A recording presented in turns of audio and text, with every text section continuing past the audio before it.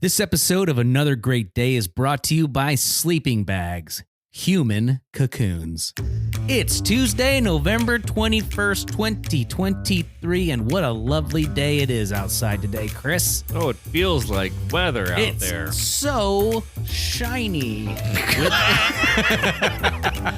Unless there's clouds and dim. Then it's also kind of dim and dreary. Depending on your location on Earth and time and date. Welcome to Another Great Day, the podcast where we generically greet you About the weather. The Skeleton Key Audio. Well, this is Aaron Power coming at you live and in living color with my glorious, illustrious, pocket poloed teed co-host, Right, I do have a pocket Chris Pocket T. Taylor. You know why I wear a pocket polo? So you can put your phone in your front pocket? I put my phone in my front pocket. That's what I do too. Also, if I travel, I put my boarding pass in. Ooh, I use my phone boarding pass. Whenever I used to have it. Oh yeah. Now it's digital. Those were the olden days. The stress of losing that somewhere in the airport. Anyways, well, welcome to Another Great Day, the podcast designed to encourage interaction, creativity, and conversation. And sometimes we put a little dash of learning in there. Well, speaking of learning, yes, that's the Tony Shashery bottle full of education. Today is the word of the day. That's our Tuesday segment. It's a segment where we will introduce you to a word or reintroduce you to a word sometimes and tell you a little bit about it. Yeah, So, today we have a word that we might all know.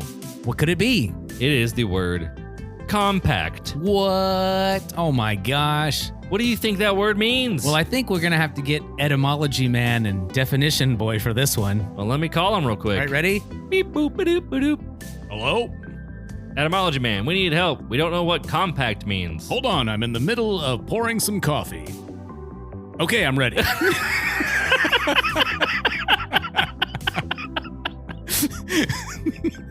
All right. I'm so glad you finished pouring the coffee. I was almost at the end. Okay, so Chris, I'm glad you called me because the word compact could be complicated. It could mean many different things depending on whether you're using it as an adjective, a verb, or a noun, which Ooh. my sidekick, who will do a three-way call here in a minute, definition boy, can tell us a little bit more about. But just so you know, okay, it comes from the Middle English compact, firmly put together. From the Whoa. Latin, Firmly put together. so Middle English compact, but Latin compactus, which means the same thing. It also could be from compingere, to join, from com, which means together, and pangere, to fasten. How about that? Well, ring, ring. Oh, hold on. Ring, It's definition boy calling. How timely. Beep, three-way. Etymology man. Hello, definition boy. I have your briefcase, and inside of it, there's Well. a Latin word, pascisci. Oh, great. This is part of compact, the pascisci packed part. You're doing great, And definition boy. And it can mean peace. It's where the Oh. word peace comes from. Nice. Like hippies. things are not at war. We agree on something, They're calm and happy. and it's saying, "Calm is together, peace, together, peace, Peace together. compact, Yes. agreement." Kind of like the Mayflower compact. Wait, what? Words are hard. Mayflower? Hey, anyways, I gotta go. Well, thanks, etymology man and definition boy. You guys are the best.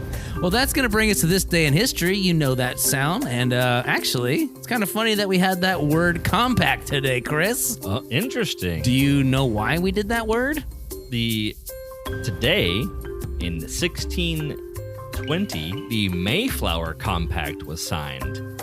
The Mayflower Compact, the agreement. Wow. They decided a peaceable coming together. They decided, yes, exactly. They had to.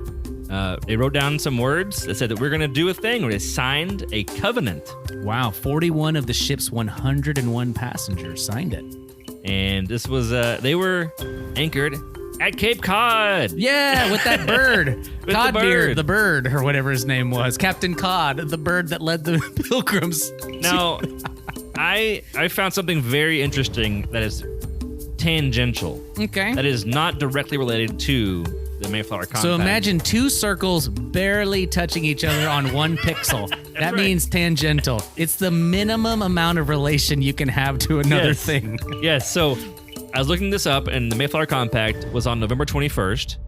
But when it happened in 1620s, it was a different day. It was November 11th. Dun, dun, dun. And I date. thought, what is happening here? How could it be on two different days? How could it be?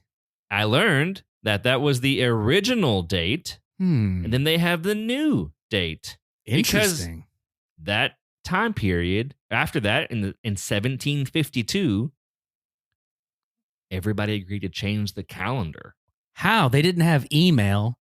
They didn't have Facebook. The government at the time in Britain said that England and Britain and the American colonies are just going to have a different calendar. They had a calendar called the Julian calendar, and they changed it to the Gregorian calendar. Hear ye, all time is now different. So it's right. That's what happened. It was in September of that year that they said, we're going to jump ahead 11 days. I bet the king missed someone's birthday, and instead of missing it for a year, he just went back, changed the time so he could go back and do it He again. went forward 11 days. Oh, maybe he was They really excited skipped- about it. They skipped days. They also changed the first of the year from March 25th to January 1. That is so interesting to think of. It hurts my brain a I bit to think, know. how could we have the beginning of the year in the middle of a month? That means Denise's birthday would have been the last day of the year. Is she the 24th? Uh-huh. Wow. Yeah, how about that? New Year's Eve. I know. Happy New Year's Eve birthday, Denise. That's right. So, yeah, in that same year, they changed the start of the year and they jumped ahead 11 days. Can you imagine just today being like, all right, we're going to, on the 21st, we're going to just jump ahead to December 2nd or whatever. So like we do daylight savings time and it's like, oh, got to go change the clocks. That's true. We do. These were people that went, okay, well, for the first time ever, tomorrow's going to be a completely different day that is outside of logic. Wow. Well, so I mentioned that we were going to have a sprinkling of Tony Shashery education on today's podcast, but this is more like a full-blown T-bone steak. I'm learning all sorts of things today. I never knew that before. Did you? I feel like I had heard about this and been confused by it. And hopefully I've stirred up confusion in you to ask more questions. So you, when in 8th grade or whenever they teach you this in school, you can be like, I've heard about that before. I now want more context. I want more clues to help me understand. You can call yourself Whiskers because you're curious like a cat. All right, and that will do it for this day in history and bring us into today's question of the day. Today's question of the day is confusing. It has lots of caveats. Okay, maybe you should ask it, Chris. I wrote this out, so I'm sorry. Please forgive me if this is. I feel like I'm tough. tap dancing on a landmine looking at this question. So All right. here we go. If you could go back in time and change a thing, but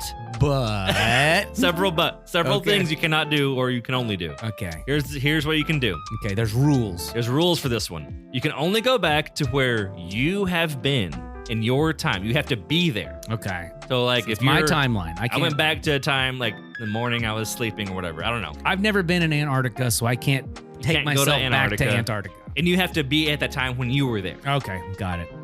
So, So if I was there in 3rd grade, I have to go back when I was 3rd grade. exactly. Okay. So you're going to affect something in your orbit. Ooh. And you can only move something. That's all you can do. One thing. Just move a thing. And you're not necessarily superhuman or anything. You're just like, I'm moving this chair, so when I sit down, I actually sit on a chair this time instead of fall on the floor. Or pick your story. Oh. Something in your life that you wished this one thing would have been different. I have just the thing. I have a thing too. Okay. All right. you got? Is yours happy, sad, It or would have been neutral? much happier if it had been moved. So would this. Okay, here we go. All right. So shout out to my dad on this one. I was driving his brand new 2000 Chevrolet Silverado. Okay. First new truck he had in probably 10, 15 years. It's Halloween night, and I'm following my friends to the next get-together. And instead of looking out the windshield, I was looking at the stereo. And you know what I did?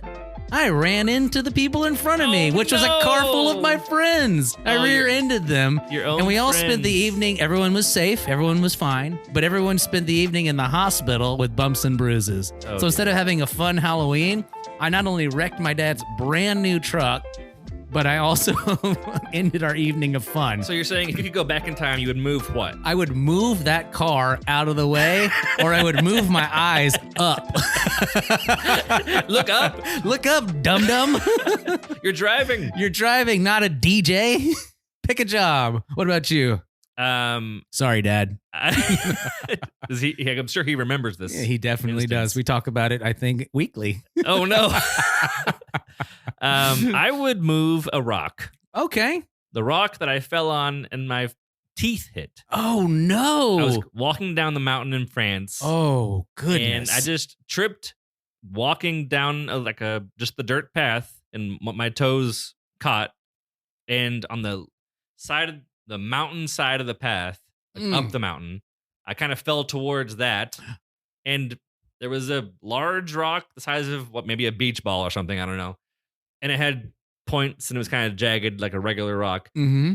And the only thing that hit the rock was my 2 front teeth. Oh, my goodness gracious. And they broke in half. Are you serious? Yeah, nothing else was hurt. So these aren't real teeth? Yeah, they're half teeth. Like what? They're hybrid teeth? Yeah, I had them fixed in France. So the half next day. Half beaver, half human? Yes. You can chew through wood now. So I would choose to go back and move that rock. Oh, no.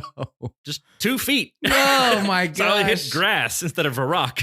2 feet? 2 feet? 2 feet. 2 feet. 230? Luckily, I did get a really quick dental repair. Shout out to the dentist. It was a nice young man in the village in France who just took me in an emergency and said, I'll give you teeth. Wow. But as it turned out, he was later caught placing boulders on the trail with his business card underneath them. No, I'm just kidding. I'm just kidding. That's a crazy story. Well, good. I'll move a car. You'll move a rock. We're moving mountains together. What will you move people in the car? Yep. Or if you're at Kroger or the gym. One guy on the roof. Yep. That guy cleaning his gutters. Get it done, man. All right.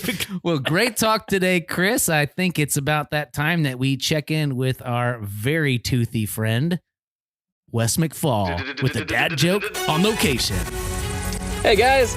You know why a nose can't be 12 inches long? Because then it'd be a foot. Have another great day. I feel like Wes always knows how to get a laugh.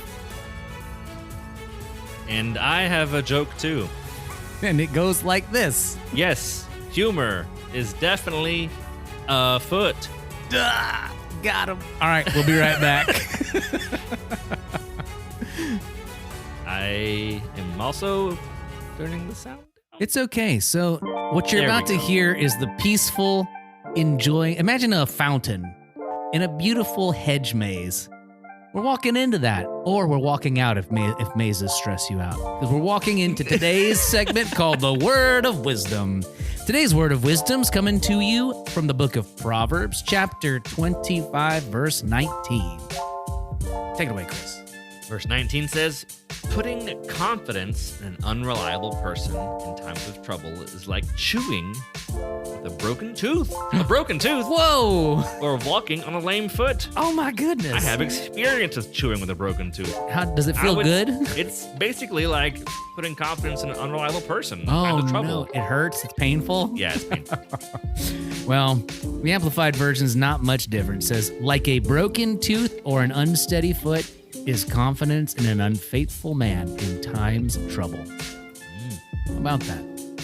All right, Chris. Well, that was the word of wisdom, and I think it's time to land the podcast. All right. Well, this purpose of our show is to encourage interaction, a little creativity, conversation, and what? We'll just throw in some education there, too. You'll learn about compacts today. Right. We thank you for tuning in.